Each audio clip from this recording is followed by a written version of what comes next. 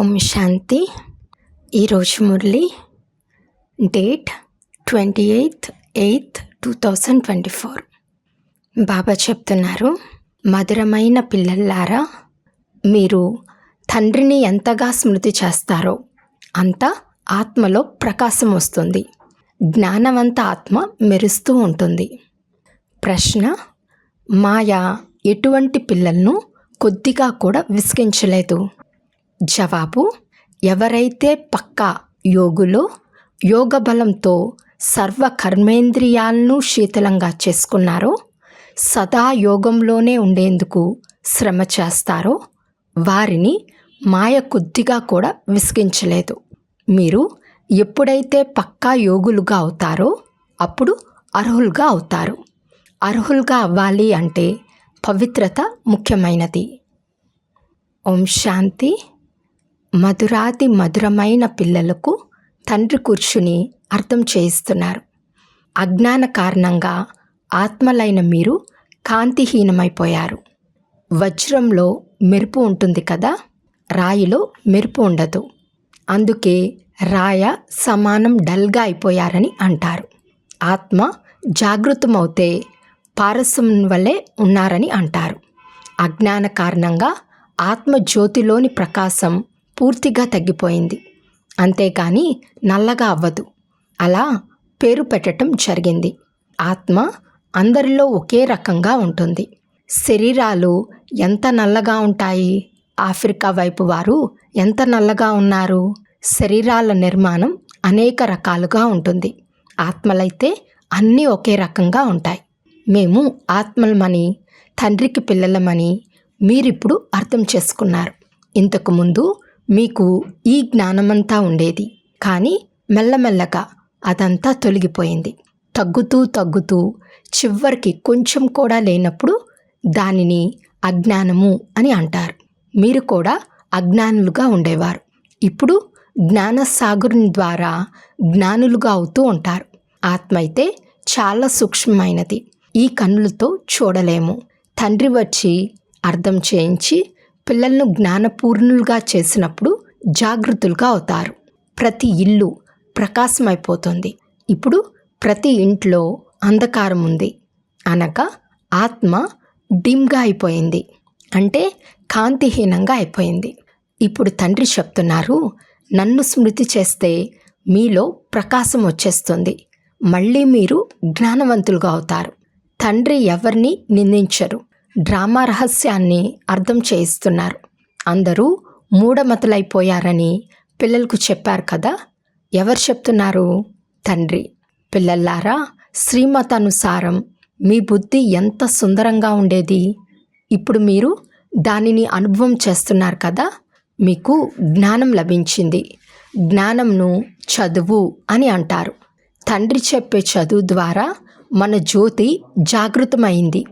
దీనినే సత్యమైన దీపావళి అని అంటారు. చిన్నతనంలో మట్టి దీపంలో నూనె వేసి జ్యోతిని వెలిగించేవారు. ఆ పద్ధతులు నడుస్తూనే ఉంటాయి. వాటి ద్వారా ఏ దీపావళి పండుగ జరగదు. ఇక్కడ ఆంతరికంలో ఉన్న ఆత్మ తన ప్రకాశం కోల్పోయి డిమ్ అయిపోయింది. ఆత్మజ్యోతిని తండ్రి వచ్చి మేల్కొల్పుతారు. వారు వచ్చి పిల్లలకు జ్ఞానంనిస్తారు, చదివిస్తారు. పాఠశాలలో టీచర్ చదివిస్తారు కదా, అది హద్దులోని జ్ఞానం. ఇది అనంతమైన జ్ఞానం. ఈ చదువును సాధు సత్పురుషులు ఎవరైనా చదివిస్తారా? రచయిత రచనల ఆది మధ్య అంతాల జ్ఞానం ఎప్పుడైనా విన్నారా? ఎప్పుడైనా ఎవరైనా వచ్చి చదివించారా? ఈ జ్ఞానము ఎవరైనా చదివిస్తున్నారా అని అంతటా వెళ్ళి చూడండి. ఒక్క తండ్రి మాత్రమే చదివిస్తారు. కావున వారి వద్ద చదువుకోవాలి. తండ్రి అకస్మాత్తుగా వచ్చేస్తారు. నేను వస్తున్నాను అని దండోరా వేయించరు. అనాయాసంగానే వచ్చి ప్రవేశిస్తారు. వారికి కర్మేంద్రియాలు దొరకనంత వరకు వారు శబ్దం చేయలేరు. ఆత్మ కూడా కర్మేంద్రియాలు లేకుండా శబ్దం చేయలేదు. శరీరంలోకి వచ్చినప్పుడే శబ్దం చేస్తుంది. ఇలా మీరు అర్థం చేయిస్తే ఎవ్వరూ ఒప్పుకోరు. ఈ జ్ఞానాన్ని పిల్లలకు ఇచ్చినప్పుడు వారు అర్థం చేసుకుంటారు. ఈ జ్ఞానాన్ని ఒక్క తండ్రి తప్ప ఎవ్వరూ ఇవ్వలేరు. వినాశ సాక్షాత్కారం కూడా ఎవ్వరూ ఇష్టపడరు. ఇది తండ్రే వచ్చి చేయిస్తారు. డ్రామానుసారం పాత ప్రపంచం ఇప్పుడు సమాప్తి అవ్వనున్నది. నూతన ప్రపంచం స్థాపన అవుతోంది. ఎవరైతే తండ్రి నుండి జ్ఞానం తీసుకోవాలో వారు వస్తూ ఉంటారు. ఎంతమందికి జ్ఞానం ఇచ్చి ఉండవచ్చు? లెక్కలేనన్ని గ్రామాల నుండి ఎంతోమంది వస్తారు. ఈ ఆత్మ పరమాత్మల మేళ ఒక్కసారి మాత్రమే జరుగుతుంది. తండ్రి సగం యుగంలోనే వచ్చి నూతన ప్రపంచాన్ని స్థాపన చేస్తారు. ఎవరు జ్యోతిని వెలిగిస్తారో వారు వెళ్ళి ఇతరుల జ్యోతిని వెలిగిస్తారు. ఇప్పుడు మీరంతా తిరిగి వెళ్ళాలి. ఇందులో బుద్ధితో పని చేయాల్సి ఉంటుంది. భక్తి మార్గంలో అంతా అంధకారమే. జ్ఞానం ఇచ్చేవారు ఒక్క తండ్రి మాత్రమే. వారు సంగమ యుగంలోనే వస్తారు. పాత ప్రపంచంలో జ్ఞానం లభించదు. మనుషులు లెక్క ప్రకారం ఇంకా 40,000 సంవత్సరాలున్నాయని భావిస్తూ గాఢ అంధకారంలో ఉన్నారు. 40,000 సంవత్సరాల తర్వాత భగవంతుడు వస్తారని భావిస్తారు. వారు జ్ఞానంనిచ్చి తప్పకుండా సద్గతినిస్తారని అంటే ఇప్పుడు అజ్ఞానంలో ఉన్నట్లే కదా. దీనిని అజ్ఞాన అంధకారం అని అంటారు. అజ్ఞానులకు జ్ఞానం కావాలి. భక్తిని జ్ఞానమని అనరు. ఆత్మలో జ్ఞానం లేనే లేదు. కానీ డల్ బుద్ధి గలవారైనందున భక్తినే జ్ఞానమని భావిస్తారు. ఒకవైపు జ్ఞాన సూర్యుడు వస్తూనే ప్రకాశం అవుతుందని కూడా అంటారు. కానీ కొంచెం కూడా అర్థం చేసుకోరు. జ్ఞానసూర్యుడు ఉదయించగానే అని పాడతారు. కానీ జ్ఞానసూర్యుడు ఎవరో ఎప్పుడు వచ్చారో ఎవ్వరికీ తెలియదు. కలియుగం పూర్తయినప్పుడు ప్రకాశం వస్తుందని పండితులు మొదలైన వారు అంటూ ఉంటారు. ఈ విషయాలన్నీ తండ్రి వచ్చి అర్థం చేయిస్తారు. పిల్లలు నెంబర్ వార్గా అర్థం చేసుకుంటారు. టీచర్ పిల్లలను చదివిస్తారు. కానీ పిల్లలందరూ ఏకరసంగా చదవలేరు. చదువులో ఒకే రకంగా ఎప్పుడూ మార్కులు తీసుకోలేరు. అనంతమైన తండ్రి వచ్చి ఉన్నారని మీకు తెలుసు. ఇప్పుడు పాత ప్రపంచం వినాశనం కూడా ఎదురుగా నిల్చుని ఉంది. ఇప్పుడే తండ్రి నుండి జ్ఞానం తీసుకోవాలి. యోగం కూడా నేర్చుకోవాలి. స్మృతి ద్వారానే వికర్మలు వినాశనం అవుతాయి. తండ్రి చెప్తున్నారు, ఈ సంగం యుగంలోనే వచ్చి ఈ శరీరాన్ని అప్పుగా తీసుకుంటాను, అనగా ప్రకృతిని ఆధారంగా తీసుకుంటాను. గీతలో కూడా ఈ శబ్దం ఉంది. ఏ ఇతర శాస్త్రాల పేర్లను బాబా తీసుకోరు. గీత ఒక్కటే. ఇది రాజయోగ విద్య. దీనికి గీత అని పేరుంచారు.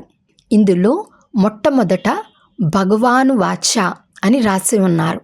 ఇప్పుడు భగవంతుణ్ణి ఎవరని అంటారు? భగవంతుడు నిరాకారుడు. వారికి తన శరీరం లేదు. అది ఆత్మల నివసించే నిరాకారి ప్రపంచం. సూక్ష్మలోకాన్ని ప్రపంచమని అనరు. ఇది స్థూల సాకార ప్రపంచం. అది ఆత్మల ప్రపంచం. ఆటంతా ఇక్కడే నడుస్తుంది. నిరాకార ప్రపంచంలో ఆత్మలు చాలా చిన్న చిన్నవిగా ఉంటాయి, సూక్ష్మంగా ఉంటాయి. తర్వాత పాత్రను అభినయించేందుకు వస్తాయి. ఈ ఆలోచనను పిల్లలైన మీ బుద్ధిలో కూర్చోబెడతారు. దీనినే జ్ఞానము అని అంటారు. వేద శాస్త్రాలను భక్తి అని అంటారు, జ్ఞానమని అనరు. సాధు సన్యాసులతో మీకంతగా సంబంధం లేదు. కానీ బ్రహ్మబాబాకు చాలా పరిచయం ఉంది. చాలామంది గురువులను ఆశ్రయించాడు. మీరెందుకు సన్యాసించారు? ఇల్లు వాకిళ్ళు ఎందుకు విడిచిపెట్టారు అని వారిని ప్రశ్నిస్తే వికారాల వలన బుద్ధి భ్రష్టమవుతుంది. అందుకే ఇల్లు వాకిళ్ళు వదిలేశామని చెప్పేవారు.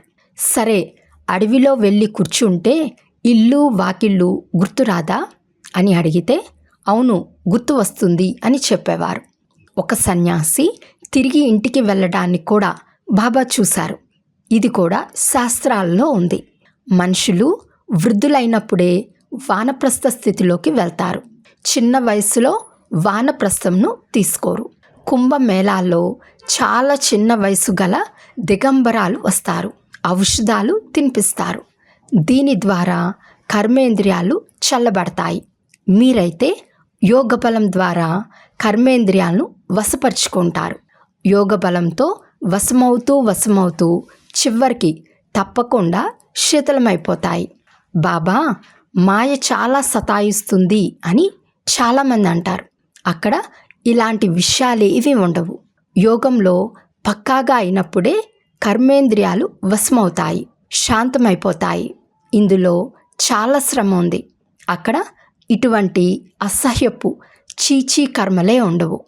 అటువంటి స్వర్గధామానికి తీసుకువెళ్లేందుకే తండ్రి వచ్చారు. మిమ్మల్ని అర్హులుగా చేస్తున్నారు. మాయ మిమ్మల్ని అనర్హులుగా చేస్తుంది. అనగా స్వర్గంలోకి లేక జీవన్ముక్తి ధామంలోకి వెళ్ళే యోగ్యత ఉండదు. తండ్రి కూర్చుని యోగులుగా తయారు చేస్తారు. దాని కొరకు పవిత్రత మొట్టమొదటిది, చాలా ముఖ్యమైనది. బాబా మేము పతితమై పడి ఉన్నాము, మీరు వచ్చి మమ్మల్ని పావనంగా చేయండి అని కూడా పాడతారు. పావనులు అంటే పవిత్రులు. అమృతాన్ని వదిలి విషాన్ని ఎందుకు త్రాగుతారని గాయనం కూడా ఉంది. ఆది మధ్య అంతాలు దుఃఖమిచ్చు దాన్ని విషమని కూడా అంటారు. ఇది కూడా డ్రామాలో రచింపబడి ఉంది. తండ్రి ఎన్నోసార్లు వచ్చి పిల్లలైన మీతో కలిశారు. మిమ్మల్ని కనిష్టం నుండి ఉత్తమ పురుషులుగా చేస్తారు. ఆత్మ పవిత్రమైతే ఆయువు కూడా పెరుగుతుంది. ఆరోగ్యం, ఐశ్వర్యం మరియు సంతోషం అన్నీ లభిస్తాయి. దీనిని కూడా మీరు బోర్డుపై రాయించవచ్చు. 21 తరాలకు క్షణంలోనే ఆరోగ్యం, ఐశ్వర్యం, ఆనందాలను ప్రాప్తి చేసుకోండి అని రాయండి. తండ్రి నుండి 21 జన్మల కొరకు ఈ వారసత్వం లభిస్తుంది. కొందరు పిల్లలు బోర్డు ఉంచుకునేందుకు కూడా భయపడతారు. బోర్డు అందరి ఇళ్లల్లో ఉండాలి. మీరు సర్జన్ పిల్లలు కదా, మీకు ఆరోగ్యం, ఐశ్వర్యం, ఆనందం అన్నీ లభిస్తాయి. వాటిని మీరు ఇతరులకు ఇవ్వండి. ఇవ్వగలిగినప్పుడు బోర్డు పైన ఎందుకు రాయరు? అప్పుడే మనుషులు వచ్చి భారతదేశంలో నేటికి 5000 సంవత్సరాల క్రితం ఆరోగ్యం, ఐశ్వర్యం ఉండేవి, పవిత్రత కూడా ఉండేదని అర్థం చేసుకుంటారు. బేహద్ తండ్రి వారసత్వం ఒక్క క్షణంలో ప్రాప్తిస్తుంది. మీ వద్దకు చాలామంది వస్తారు. ఇదే భారతదేశం బంగారు పిచ్చుకగా ఉండేదని, వీరి రాజ్యం ఉండేదని కూర్చుని అర్థం చేయించండి. మరి మీరు ఎక్కడికి పోయారు? మొదట 84 జన్మలు మీరు తీసుకుంటారు. ఇతడు నెంబర్ 1 కదా, మళ్ళీ ఇతడే చివర్లో వస్తాడు. తండ్రి చెప్తున్నారు, ఇప్పుడు మీ 84 జన్మల చక్రం పూర్తయింది, మళ్ళీ ఆరంభం అవ్వాలి. బేహద్ తండ్రే వచ్చి ఆ పదవిని ప్రాప్తి చేయిస్తారు. మీరు నన్ను స్మృతి చేస్తే పావనంగా అవుతారని చెప్తున్నారు. 84 జన్మలను తెలుసుకుని తండ్రి నుండి వారసత్వంను తీసుకోవాలి. కానీ చదువైతే కావాలి కదా. మిమ్మల్ని స్వదర్శన చక్రధారులు అని అంటారు. కొత్త వారెవ్వరూ అర్థం చేసుకోలేరు. స్వ అనగా ఆత్మ అని మీకు తెలుసు. పవిత్ర ఆత్మలమైన మనం ప్రారంభం నుండి 84 జన్మల చక్రంలో తిరిగాము. మీరు మొట్టమొదట శివుని భక్తి ప్రారంభం చేశారని తండ్రి కూడా చెప్తున్నారు. మీరు అవ్యభిచారి భక్తులుగా ఉండేవారు. ఈ విషయాలు తండ్రి తప్ప ఇతరులెవ్వరూ అర్థం చేయించలేరు. తండ్రి చెప్తున్నారు, మధురాతి మధురమైన పిల్లలారా, మీరు మొట్టమొదట ఈ జన్మ దేవతగా తీసుకున్నారు. ఎవరైనా ధనవంతులుగా ఉంటే గత జన్మలో మీరు అటువంటి కర్మలు చేసి ఉంటారని అంటారు కదా. ఎవరైనా వ్యాధిగ్రస్తులైతే వెనుకటి జన్మలో కర్మల లెక్కాచారం అని అంటారు. వీరి 84 జన్మలు పూర్తయ్యాయి. సరే, ఈ లక్ష్మీనారాయణలు ఎటువంటి కర్మలు చేశారు? ఇది తండ్రి కూర్చుని అర్థం చేస్తారు. వీరి 84 జన్మలు పూర్తయ్యాయి. మళ్ళీ ఫస్ట్ నెంబర్లో రావాలి. భగవంతుడు సంగమ యుగంలోనే వచ్చి రాజయోగం నేర్పిస్తారు. ఇప్పుడు బాబా మనకు రాజయోగం నేర్పిస్తున్నారని మీకు తెలుసు. మళ్ళీ మీరే మర్చిపోతారు. కర్మ, అకర్మ, వికర్మల గూహ్యగతిని కూడా తండ్రి అర్థం చేయించారు. రావణ రాజ్యంలో మీ కర్మలు వికర్మలుగా అయిపోతాయి. అక్కడ కర్మ అకర్మగా అవుతుంది. అక్కడ రావణ రాజ్యమే లేదు, వికారాలే ఉండవు. అక్కడ యోగ బలం ఉంటుంది. యోగ బలంతోనే మనం విశ్వాధికారులుగా అవుతాం. కనుక మనకు పవిత్ర ప్రపంచం కూడా కావాలి. పాత ప్రపంచాన్ని అపవిత్రతమని, నూతన ప్రపంచాన్ని పవిత్ర ప్రపంచమని అంటారు. అది నిర్వీకార ప్రపంచం, ఇది వికారి ప్రపంచం. తండ్రే వచ్చి వైశ్యాలయాన్ని శివాలయంగా చేస్తారు. సత్యుగం శివాలయం.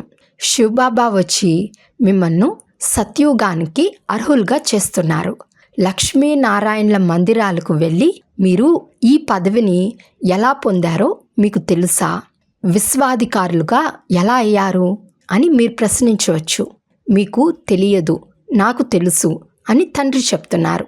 వీరు ఈ పదవిని ఎలా పొందారో మేము మీకు తెలిపించగలము అని తండ్రి పిల్లలైన మీరు మాత్రమే చెప్పగలరు. వీరే పూర్తి 84 జన్మలు తీసుకున్నారు.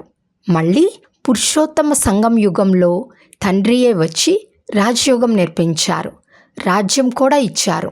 అంత క్రితం నెంబర్ 1 పతితులుగా ఉండేవారు. తర్వాత నెంబర్ 1 పావనంగా అయ్యారు. పూర్తి రాజధాని ఉంది కదా.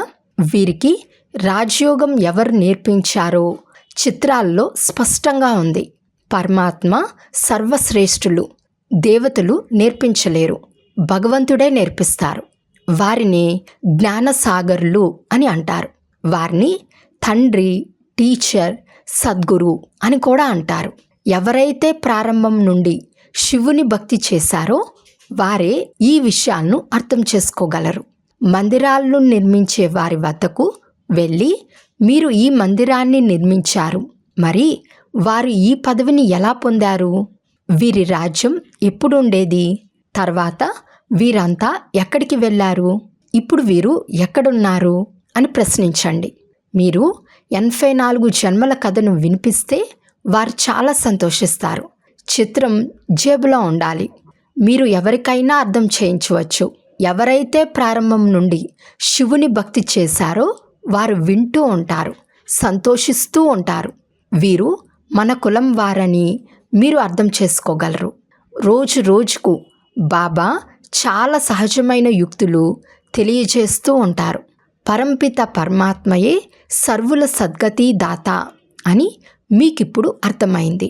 21 జన్మలకు సత్యుగ చక్రవర్తి పదవి లభించేస్తుంది. 21 జన్మల వారసత్వం ఈ చదువు ద్వారానే లభిస్తుంది. అనేక టాపిక్లు ఉన్నాయి. వైశ్యాలయం మరియు శివాలయం అని వేటినంటారు? ఈ విషయంపై మనం పరంపిత పరమాత్ముని జీవన కథను తెలిపించగలం. లక్ష్మీనారాయణల 84 జన్మల కథ ఇది కూడా ఒక టాపిక్. విశ్వంలో శాంతి ఎప్పుడుండేది? తిరిగి అశాంతిగా ఎలా అయింది? ఇప్పుడు మళ్ళీ శాంతి ఎలా స్థాపించబడుతూ ఉంది? ఇది కూడా ఒక టాపిక్. అచ్చా, మధురాతి మధురమైన అపురూపమైన పిల్లలకు మాతా పిత బాప్దాదాల ప్రియ స్మృతులు మరియు గుడ్ మార్నింగ్. ఆత్మీక పిల్లలకు ఆత్మీక తండ్రి నమస్తే. ఆత్మీక తండ్రికి ఆత్మీక పిల్లల యొక్క ప్రియ స్మృతులు మరియు నమస్తే నమస్తే నమస్తే. ధారణ కొరకు ముఖ్య సారం. ఫస్ట్ పాయింట్, ఇప్పుడు ఉత్తమ పురుషులుగా అయ్యేందుకు స్మృతి బలంతో ఆత్మను పవిత్రంగా చేసుకోవాలి. కర్మేంద్రియాలతో ఏ వికర్మ చేయరాదు. సెకండ్ పాయింట్, జ్ఞానవంతులై ఆత్మలను మేలుకొల్పే సేవ చేయాలి. ఆత్మరూపీ జ్యోతిలో జ్ఞాన యోగాలనే నేతిని వేయాలి. శ్రీమతానుసారం బుద్ధిని స్వచ్ఛంగా చేసుకోవాలి. వరదానము బిందు స్వరూపంలో స్థితమై మనస్సు బుద్ధిని నెగిటివ్ ప్రభావం నుండి సురక్షితంగా ఉంచుకునే విశేష ఆత్మాభవ. ఏదైనా సీజన్ చల్లగా లేక వేడి ఉన్నప్పుడు ఆ సీజన్ నుండి రక్షించుకునేందుకు దాని అనుసారం అటెన్షన్ ఉంచుకోబడుతుంది. వర్షాకాలం వచ్చినప్పుడు గొడుగులు, రైన్ కోట్లు మొదలైన వాటి గురించి అటెన్షన్ ఉంచుకుంటారు. చలికాలం వస్తే వెచ్చని దుస్తులు ఉంచుకుంటారు. అలా వర్తమాన సమయంలో మాయ మీ మనసు, బుద్ధిలో నెగిటివ్ భావాలు మరియు భావనలను ఉత్పత్తి చేసే విశేష కార్యం చేస్తూ ఉంది. అందువలన విశేషమైన రక్షణ సాధనాలను స్వంతం చేసుకోండి. అందుకు సహజ సాధనం బిందు స్వరూపంలో స్థితమవటం. ఆశ్చర్యార్థకం మరియు ప్రశ్నార్థకానికి బదులు బిందు పెట్టటం అనగా విశేషాత్మలుగా అవ్వటం. స్లోగన్: ఎవరైతే ప్రతి సంకల్పం, మాట మరియు కర్మలో జీ హజూర్ అని అంటారో వారే ఆజ్ఞాకారులు. అచ్చా. ఓం శాంతి.